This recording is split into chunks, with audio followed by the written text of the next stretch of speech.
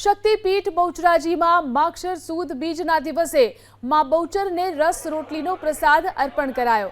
શક્તિપીઠ બહુચરાજી માટે બીજનો દિવસ ખાસ છે। 339 વર્ષ પૂર્વે ભર શિયાળે માતાજીએ તેમના પરમ ભક્ત વલ્લભ ભટ્ટની લાજ રાખવા રસ રોટલીની નાદ જમાડી હતી। માતાજીએ તેમના ભક્તની લાજ રાખવા પૂરેલા પરચાને જીવંત રાખવાનો પ્રયાસ કરાય છે।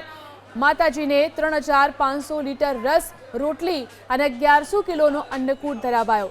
આનંદના ગરબા મંડળ અને બહુચરાજી માતાજી ટ્રસ્ટ તેમજ ભક્તો તરફથી આ આયોજન કરવામાં આવ્યું। શક્તિપીઠ બહુચરાજીમાં માગશર સુદ બીજના દિવસે માં બહુચરને રસ રોટલીનો પ્રસાદ અર્પણ કરાયો।